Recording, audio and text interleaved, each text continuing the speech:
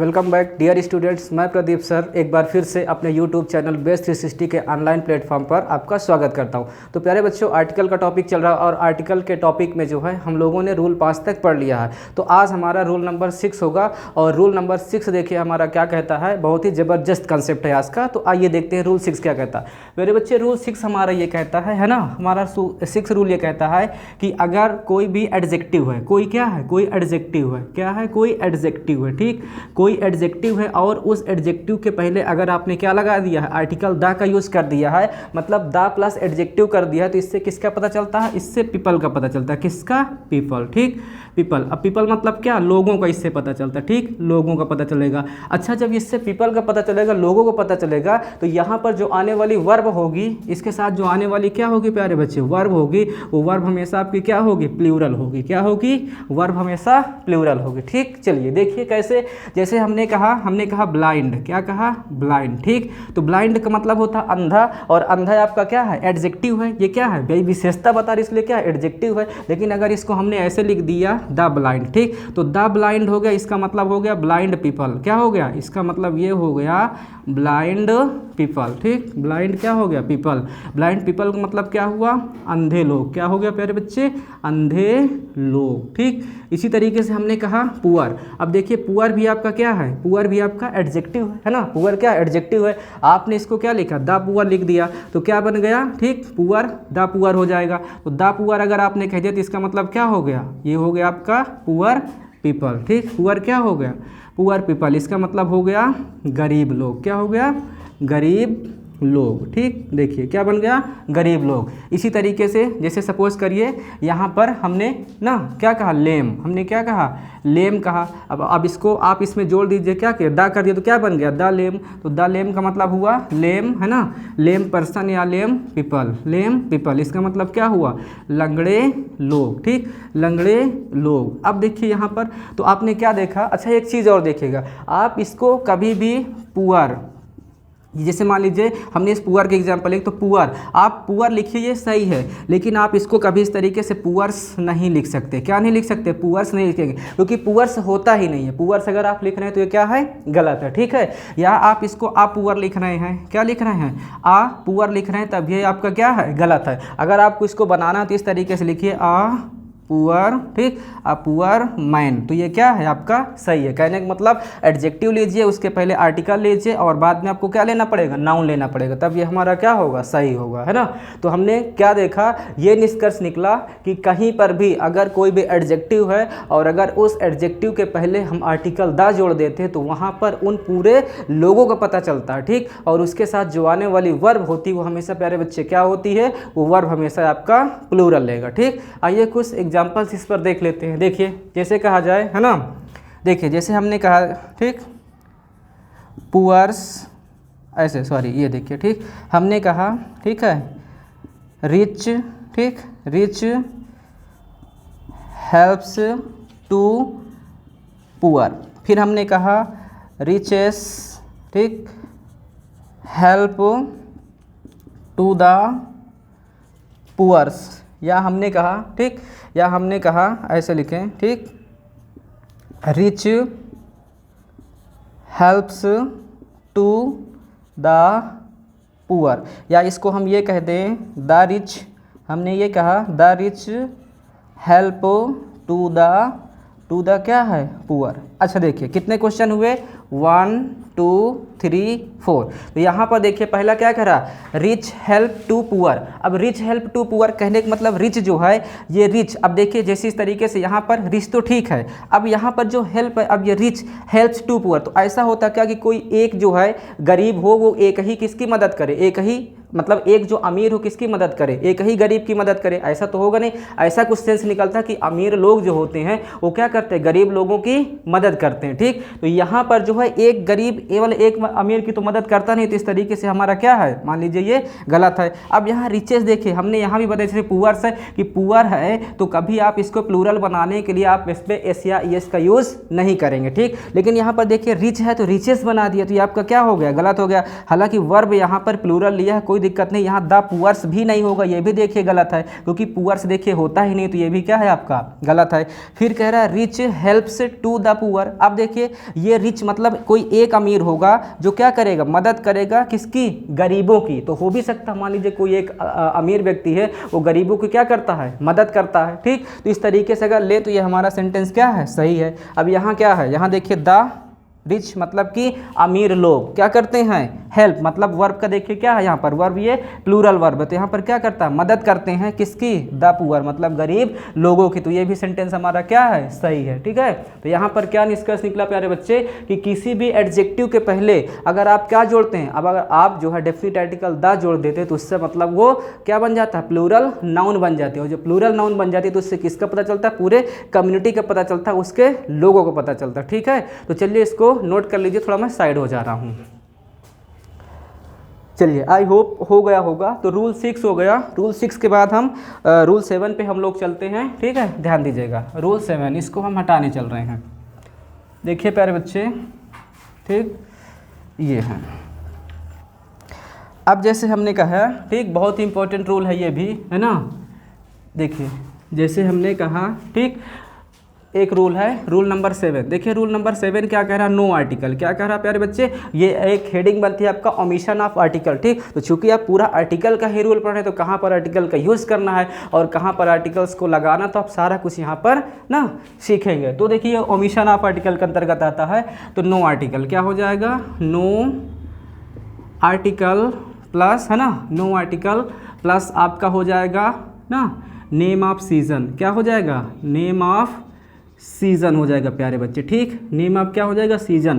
कहने का मतलब कोई जो सीज़न है उससे पहले कोई भी आर्टिकल नहीं आएगा। लेकिन अगर आपको आर्टिकल यूज़ करना है तो कैसे यूज़ करेंगे, तब उस कंडीशन में आपको क्या करना पड़ेगा, यहाँ पर है ना, आपको लिखना पड़ेगा, क्या लिखना पड़ेगा, आर्टिकल द लिखना पड़ेगा। ठीक, और यहाँ पर क्या होगा, नेम ऑफ, है ना, नेम ऑफ क्या होगा, सीज़न होगा। ठीक, नेम ऑफ सीज़न होगा प्लस आपको सीज़न वर्ड भी आपको लिखना पड़ेगा। यहाँ क्या लिखना पड़ेगा, सीज़न वर्ड। इससे पहले जैसे मैंने कोई आर्टिकल किसी लैंग्वेज के पहले नहीं आता, अगर आपको जोड़ना है तो उसके बाद लैंग्वेज वर्ड को लिखना पड़ता है। इसी तरीके से कोई भी सीज़न के पहले आप अगर आर्टिकल का यूज़ कर रहे हैं तो सेंटेंस आपका क्या है, गलत है। इसीलिए किसी भी सीज़न के पहले कोई भी आर्टिकल नहीं आएगा। अगर आपको आर्टिकल जोड़ना है तो वहाँ पर आप क्या करेंगे, सीज़न वर्ड को भी आपको मेंशन करना होगा। ठीक, चलिए देखिए कैसे हम लोग करते हैं। ठीक, जैसे सपोज करिए हमने यहाँ पर कहा, ठीक है, हमने कहा देखिए समर, हमने क्या कहा, समर।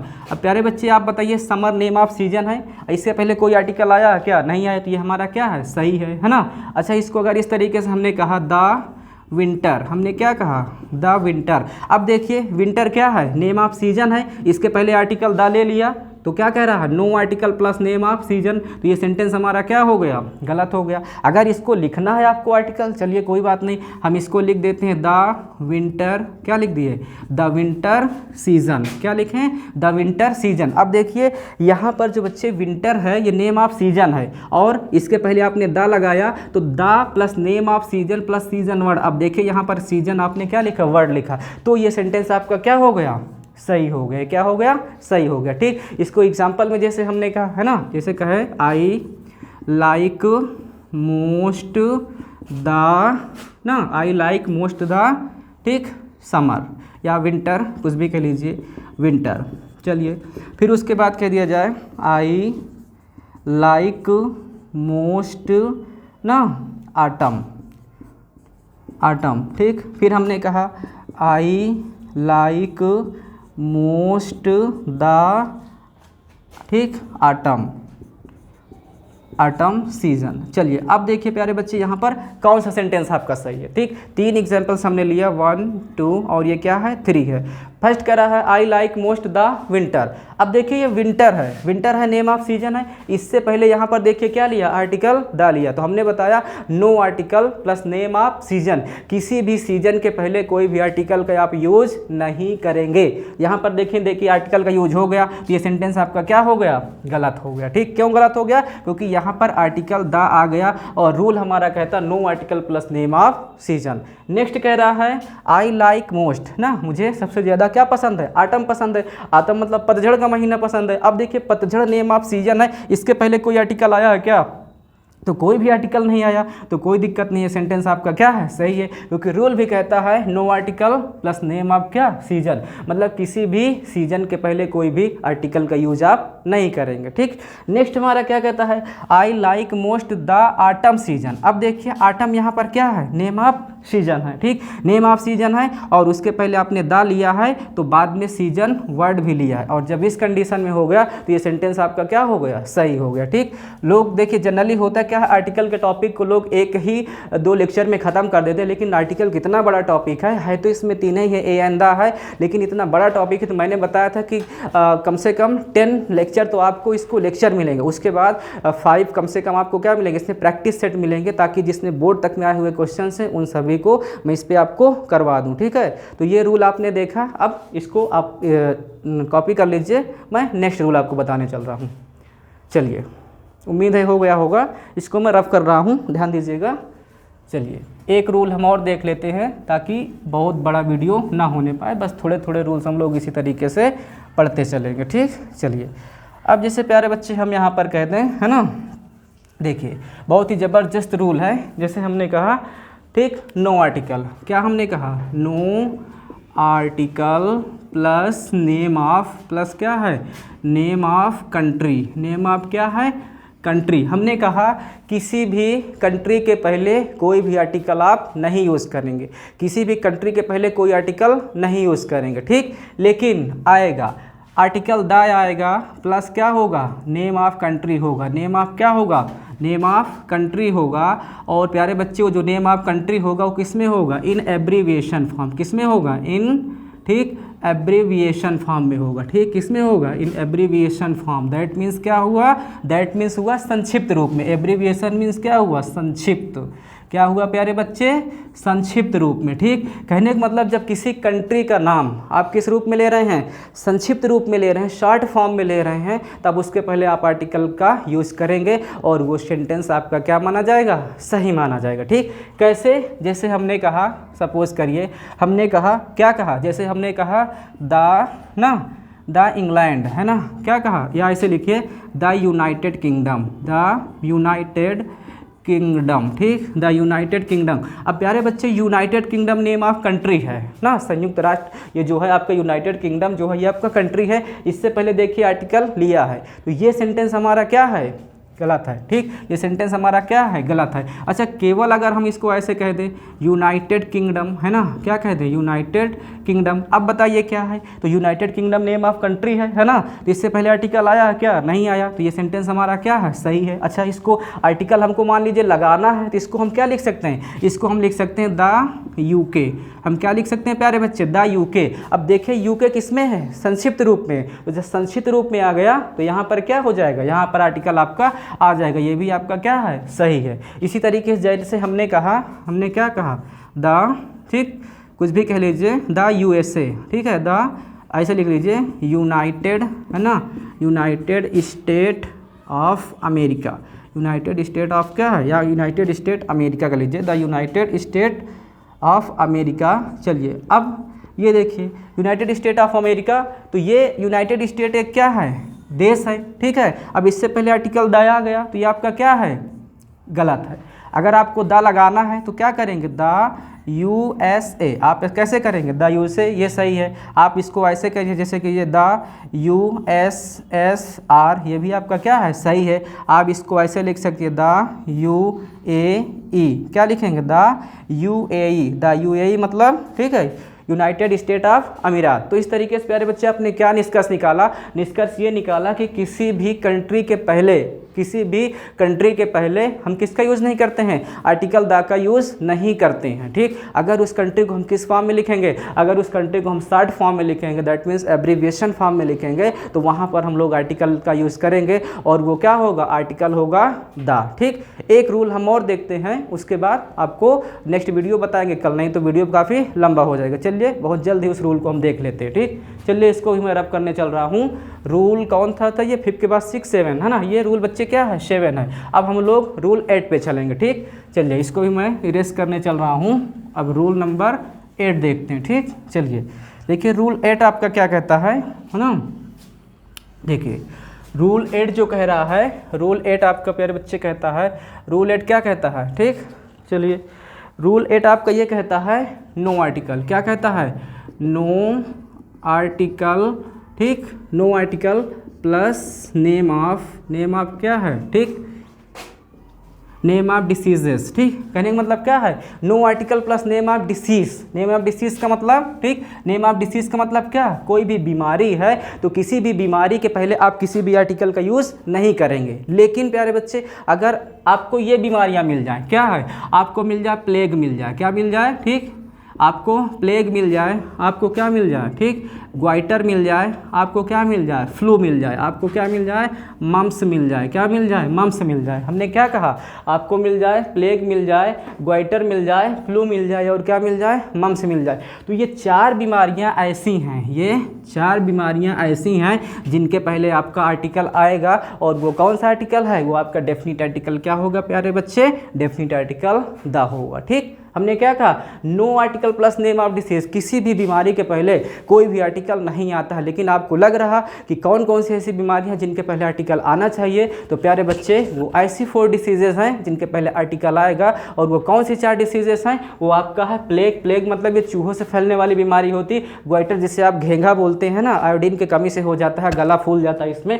अब फ्लू मतलब कोई भी फ्लू है, स्वाइन फ्लू है, बर्ड फ्लू है, उससे रिलेटेड कोई भी जो बीमारियां होती हैं। इसी तरीके से मम्स आपका गलसुआ होता है, मतलब कि ये गाल इस पे काफ़ी बड़ा सूजन आ जाती है, स्वेलन आ जाती है, तो ये उससे रिलेटेड बीमारी होती है। तो इन 4 डिसीजेज ऐसी हैं जिनके पहले आपका आर्टिकल लगेगा, और वो कौन सा आर्टिकल होगा, डेफिनिट आर्टिकल द होगा। आइए एग्जांपल के थ्रू इसको देखते हैं। जैसे कह दिया जाए, है ना, सी इज सफरिंग, ठीक, सी इज क्या है, सफरिंग फ्रॉम द फीवर, है ना, सिंस क्या है, लास्ट नाइट। चलिए प्यारे बच्चे क्या एग्जाम्पल मिला, एग्जाम्पल मिला, she is suffering from the fever since last night, वह पिछली रात से बुखार से क्या है, पीड़ित है, ठीक। चलिए फिर जैसे कह दिया जाए, I am suffering from cold, from क्या है, कोल्ड। चलिए ये लिखते हैं। उसके बाद जैसे कह दिया जाए ना, शी इज सफरिंग, ठीक, सी इज सफरिंग फ्रॉम दी क्या है, from the goitre, from the क्या है प्यारे बच्चे, ग्वाइटर, ठीक। चलिए ये हो गया। अब अगर आप यहाँ पर देखेंगे, ये देखिए आपने क्या देखा, ये, ठीक। वैसे बहुत एग्जाम्पल आप कितने भी बना सकते हैं इसके आधार पर, है ना। अब देखिए यहाँ पर क्या लिखा, she is suffering from the fever since last night, पिछली रात से वो किससे पीड़ित है, बुखार से पीड़ित है। अब प्यारे बच्चे यहाँ पर देखिए आपको दिख रहा होगा फीवर। अब फीवर क्या है, नेम ऑफ डिसीज है, तो जनरल सेंस क्या कहता है कि no article plus name of disease, किसी भी डिसीज के पहले कोई आर्टिकल नहीं आएगा। लेकिन 4 ऐसी डिसीजेज है जो आपका प्लेग है, ग्वाइटर है, फ्लू है और क्या है, मम्स है। ये 4 ऐसी डिसीज है जिनके पहले आपका आर्टिकल आएगा, और वो कौन सा आर्टिकल होगा, डेफिनिट आर्टिकल द होगा। तो देखिए यहाँ पर ये फीवर है, तो इससे पहले आर्टिकल नहीं आना चाहिए था, लेकिन यहाँ पर क्या है, आर्टिकल ले लिया है। और जब आर्टिकल ले लिया तो पूरी सेंटेंस हमारा क्या हो गया, गलत हो गया, इसलिए हमारा सेंटेंस क्या है, गलत है ना। नेक्स्ट देखिए क्या करा, I am suffering from cold, मैं किससे, कोल्ड से, सर्दी से पीड़ित हूँ। तो अब देखिए यहाँ पर कोल्ड नेम ऑफ डिसीज है ना, इन चारों में से कोई नहीं है और इसके पहले आर्टिकल भी नहीं है, तो ये हमारा क्या है, सही है ना, ये हमारा क्या है, सही है। नेक्स्ट कह रहा है she is suffering from the goitre. अब वो देखिए ग्वाइटर क्या है, ये एक्सेप्शनल जो 4 डिसीजन है इसी के अंतर्गत आ गया। अब इससे पहले देखिए आपका क्या है, द ले लिया, तो आपका सेंटेंस क्या हो गया, सही हो गया, है ना, क्या हो गया, सही हो गया। तो हम इसी तरीके के काफ़ी और भी जेनविक रूल्स हैं। अभी भी जब 2 नाउन को हम लोग दा से जोड़ते हैं या 2 एडजेक्टिव्स को जोड़ते हैं, या फर्स्ट टाइम मेंशन होता, सेकंड टाइम मेंशन होता, तो हम लोग क्या यूज़ करते हैं प्यारे बच्चे। तो इन सभी को हम लोग जो है कल इस पर मैं एक स्पेशल पैराग्राफ आपको कराऊंगा, कल के वीडियो में हम लोग मिलते हैं। तब तक आप इसका स्क्रीनशॉट बना लीजिए, मैं इसको क्या कर रहा हूँ, हट रहा हूँ। चलिए आई होप हो गया होगा। तो प्यारे बच्चों आज हमारा लेक्चर नंबर, ठीक है, लेक्चर नंबर शायद मैं अभी तक नहीं मेंशन किया हूँ इस समय, आज आपका लेक्चर नंबर 10 है प्यारे बच्चे, क्या है, लेक्चर नंबर ये 10 है, ठीक। अगर अभी ने कोई ऐसे जो स्टूडेंट्स हैं जो नए जुड़े हैं, जिन्होंने अभी तक चैनल को लाइक सब्सक्राइब नहीं किया, पीछे के वीडियोज़ को नहीं देखें, तो जाइए प्ले लिस्ट आप चेक करेंगे, वहाँ पर सारे वीडियो आपको सीक्वेंस से मिल जाएंगे। तो अगर आपने चैनल को लाइक सब्सक्राइब नहीं किया तो लाइक करें, सब्सक्राइब करें और शेयर करें। चलिए मिलते हैं नेक्स्ट वीडियो में, तब तक के लिए bye bye, take care, thank you.